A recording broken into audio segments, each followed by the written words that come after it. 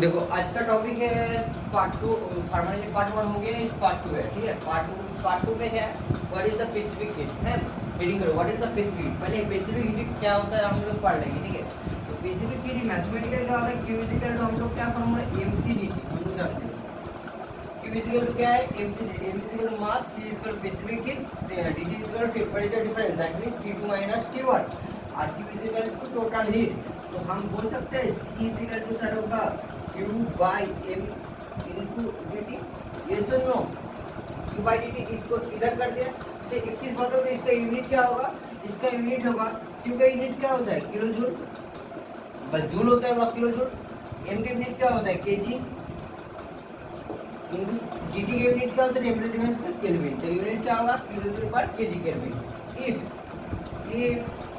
M is equal to unit 1 and dt is equal to 1, temperature difference में क्या होगा, 1 होगा, and m is equal to 1 होगा, तो क्या होगा, तो c is equal to क्या होगा, q, that is called, c is equal to क्या होगा, q, that is called specific heat। तो बात देखो क्या है ना, स्पेसिफिक क्या होता है, जो टोटल अमाउंट ऑफ हीट होता है। जब when मास, यूनिट मास क्या होगा, यूनिट होगा, एंड टेम्परेचर डिफरेंस में यूनिट होगा, that is called specific heat. वही डेफिनेशन लिखा हुआ है, it is defined that total amount of heat required to raise the temperature of unit mass, of any substance through 1 degree, that means unit temperature, that is called specific heat, ठीक है। तो ये note कर लो, ये थोड़ा note कर लो तुम लोग।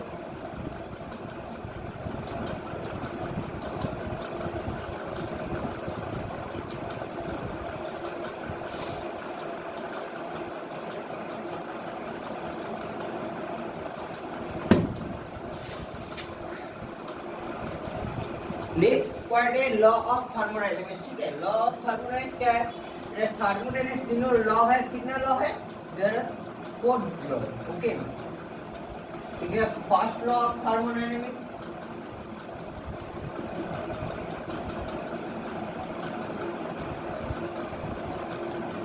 नंबर 2 है second law of thermodynamics, number 3 है थर्ड लॉ ऑफ थर्मोडायनेमिक्स,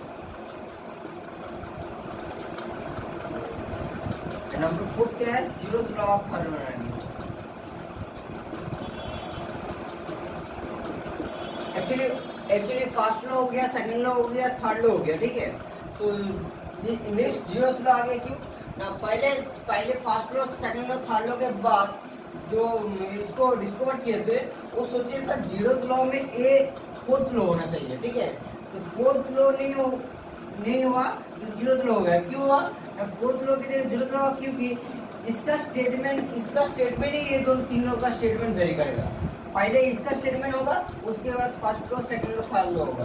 तो इसमें तो फोर्थ लॉ नहीं हो सकते, तो इसको नाम देते हैं जीरोथ लॉ ऑफ थर्मोडायनेमिक्स, ठीक है। तो हम लोग फर्स्ट स्टार्ट करेंगे, आज करेंगे first law, zeroth law of thermodynamics करेंगे, उसके बाद करेंगे फर्स्ट लॉ, उसके बाद करेंगे सेकंड लॉ, और थर्ड लॉ ये आउट ऑफ सिलेबस है, तुम लोग का सिलेबस में आउट ऑफ सिलेबस, ठीक है। ये सिलेबस नहीं है, बीटेक का सिलेबस में है, ठीक है। तो क्या स्टार्ट करेंगे, zeroth law of thermodynamics reading कर लो, ठीक है। क्या रीडिंग करो, जीरोथ लॉ ऑफ थर्मोडायनेमिक्स। देखो नेक्स्ट क्या है, जीरोथ लॉ ऑफ थर्मोडायनेमिक्स है, बहुत इंपॉर्टेंट क्वेश्चन है, बहुत बार क्वेश्चन भी आता है, ठीक है। तो पहले zeroth law of thermodynamics main चीज क्या है, देखो जीरोथ लॉ ऑफ थर्मोडायनेमिक्स से पकड़ो, ए बॉक्स ए है, ए बी है, ए सी है, ठीक है। क्या बोला, ए रूम पकड़ो बा, ए बॉक्स पकड़ो, ए है ए रूम, बी है बॉक्स, एंड सी है ए बॉक्स, ठीक है। पकड़ो ये तीनों अलग अलग रूम है, रूम मतलब घर, RWN, ठीक है। बॉडी है, पकड़ो बॉडी है, तीनों अलग अलग बॉडी है, body A, body B and body C, ठीक है। तो body A, body B, body C क्या होगा, body A and B is thermal equilibrium, means क्या होगा, थर्मल इक्विलिब्रियम। हम इक्विलिब्रियम तुम लोग को पढ़े थे, इक्विलिब्रियम मींस क्या होता है, temperature is constant, that means हम पकड़े इसको 60 डिग्री है सेंटीग्रेड है, तो इसको भी 60 डिग्री सेंटीग्रेड होगा, ठीक है। And body A and C also thermal equilibrium,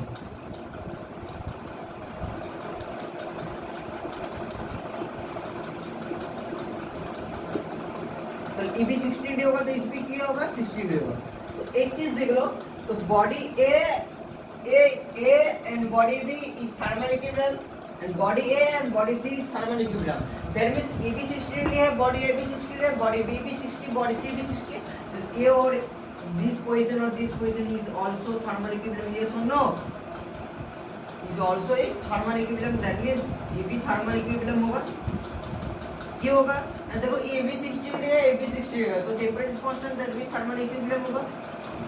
तो एक्चुअली हम लोग का पॉइंट बोलने का चाह रहा है, देखो body A and body B is thermal equilibrium and body A and body C is thermal equilibrium, then body B and body C is thermal equilibrium. ठीक है, इसमें देखो क्या बोल चुका है, when two system and is thermal equilibrium with the third system. Obviously when two system is thermal equilibrium the third system, then two system are also thermal equilibrium with the one to another. ठीक है, एक body है, दो system में thermal equilibrium होगा with the third system के साथ। That mean body A and body B is thermal equilibrium, then body A and body C is thermal equilibrium, then body AA, then body B and C also be thermal equilibrium. A है zero clock thermodynamics, A है temperature constant. Question JEE में बहुत question आता है, क्या रहता है, temperature constant आता है। इसमें क्या होता है ना, टेम्परेचर कांस्टेंट रहता है। और एक बात है, इसमें कौन सा टॉपिक ले बोल चुका है, एंट्रोपी है ना, एंथैल्पी है ना, टेम्परेचर है, ऑब्वियसली टेम्परेचर। ठीक है, टेम्परेचर और हीट। ठीक है, तो ये थोड़ा नोट कर लो, zero law of thermodynamics note कर लो। ओके,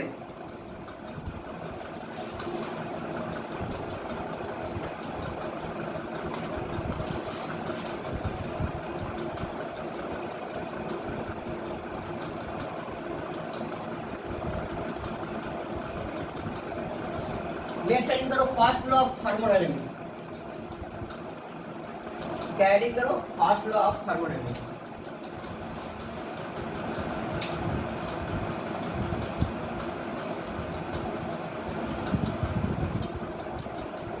एक्चुअली दोनों स्टेटमेंट है, कितना स्टेटमेंट है, दो स्टेटमेंट है। फर्स्ट स्टेटमेंट पढ़ लो। फर्स्ट स्टेटमेंट है del Q is equal to, सर क्या लिख दिया आप, ये वाला समझ में नहीं आया। ये वाला देखो ना, ये वाला है, ठीक है, इसके बाद हम लिखेंगे क्या है ना, dq is equal to dw। dq क्या होता है, हीट ट्रांसफर होता है, और ये होता है वर्क ट्रांसफर। ठीक है, कंडीशन रहता है, ये दोनों कंडीशन रहते हैं। कंडीशन नंबर 1, ये साइक्लिक प्रोसेस होगा।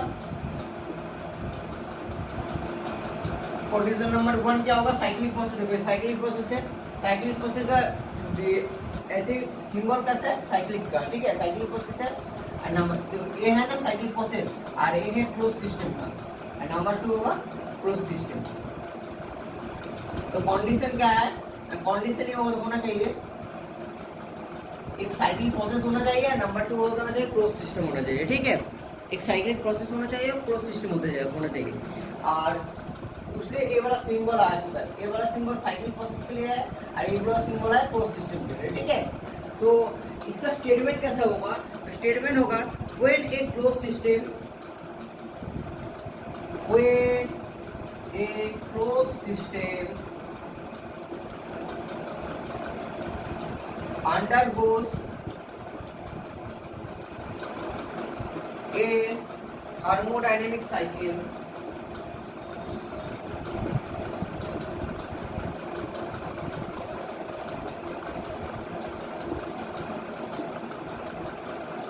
क्या बोला, when a closed system undergoes thermodynamic cycle, total heat transfer is equal to total work done।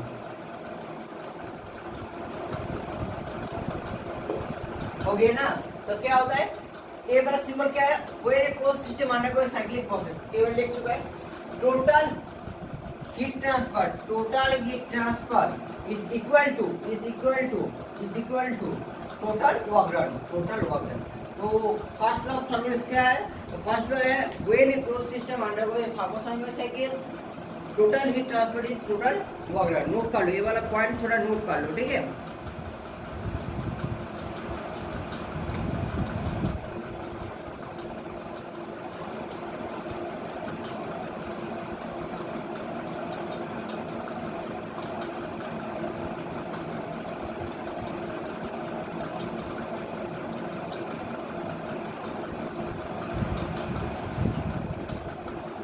हो गया ना। तो और एक स्टेटमेंट क्या है, ये वाला फर्स्ट स्टेटमेंट था, ठीक है, और फर्स्ट लॉ ऑफ थर्मोडायनेमिक्स का और एक स्टेटमेंट है, तो स्टेटमेंट हम अभी बोल गए, ठीक है। तुम लोग पढ़े हैं law of conservation of energy, law of conservation of energy, हो सकता है तुम लोग एक बार पढ़ लिया होगा, ठीक है। बेंगोली में इसको बोलते हैं शक्ति संरक्षण सूत्र, और ये बोला law of conservation of energy. तो क्या था law of conservation of energy, क्या था बोलो। Conservation of energy, energy neither be created nor be destroyed, it can be transferred one form to another form। तो फॉर्मूला क्या था, dq is equal to, इसका मैथमेटिकली फॉर्मूला जो है dq is equal to dE plus dW, that is d को बोलते हैं dq plus dW। Mathematical formula क्या है, mathematically formula dq is equal to du plus dW। Internal energy du होता है क्या, dq होता है टोटल हीट, du होता है इंटरनल एनर्जी, क्या होता है इंटरनल एनर्जी, और dq होता है वर्क डन। तो फॉर्मूला क्या है, dq is equal to du plus dW। तो ये भी फॉर्मूला थोड़ा नोट कर लो, ठीक है।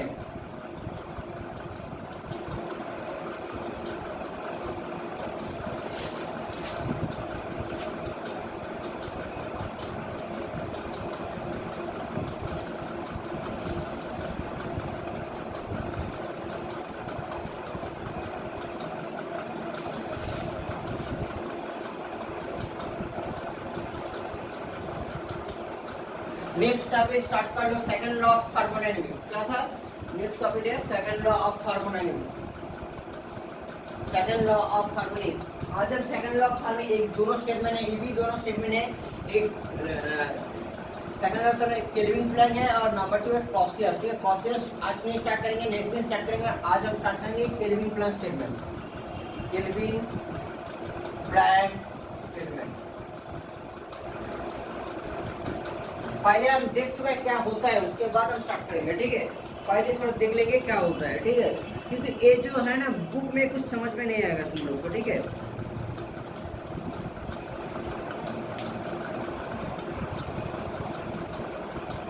देखो केल्विन प्लस स्टेटमेंट में एक ही चीज यूज होता है, वो है हीट इंजन, याद रखना, हीट इंजन। क्या यूज होता है, हीट इंजन, उसको बोलते हैं एसी।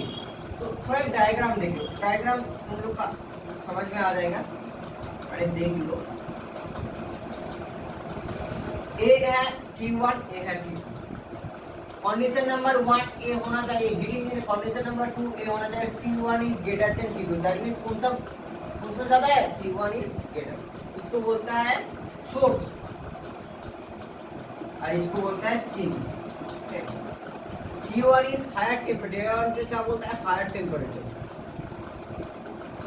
कि हमको T1 ज्यादा है, और T2 को क्या बोलेंगे lower temperature. Kelvin plus statement में एक चीज देख लो, एक चीज है, ये वर्क डन है ना, प्रोड्यूस करेगा। वर्क डन क्या करेगा, टू प्रोड्यूस द वर्क। इसका काम क्या है, हीट इंजन का काम क्या है, to produce the work done. क्या काम है, to produce the work done. ये सुनो काम क्या है, produce the work done. That means इसमें हीट इंजन है, तो इसमें काम क्या है, वर्क डन प्रोड्यूस करना। देना होगा तो सिंबल ऐसे होगा, प्रोड्यूस करेगा तो सिंबल ऐसे होगा, वर्क डन प्रोड्यूस करेगा, ओके।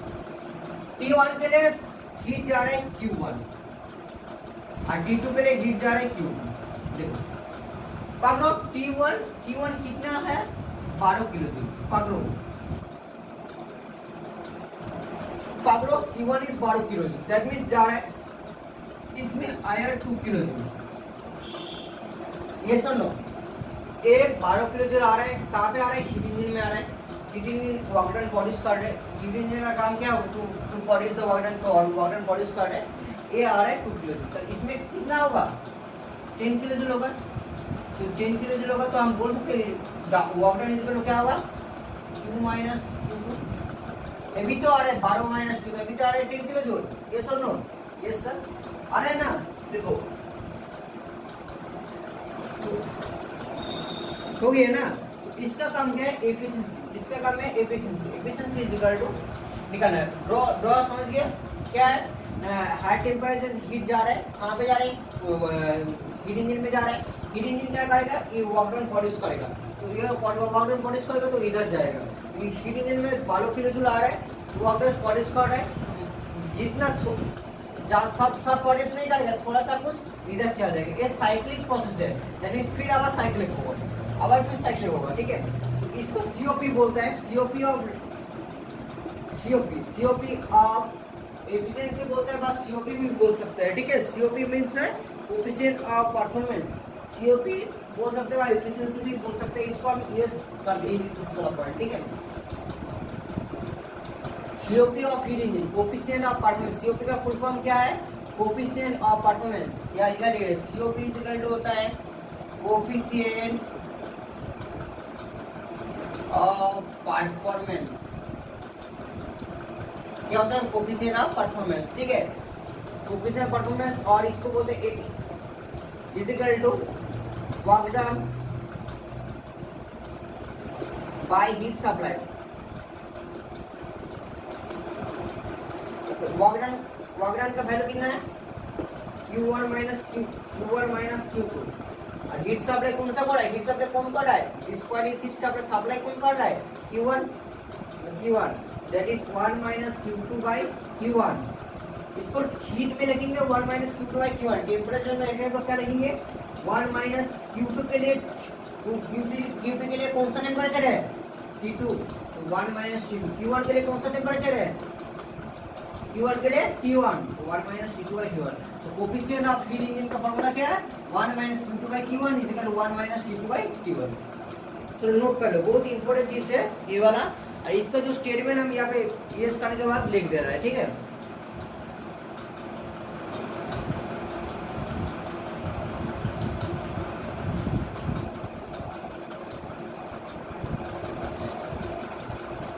हो गया ना।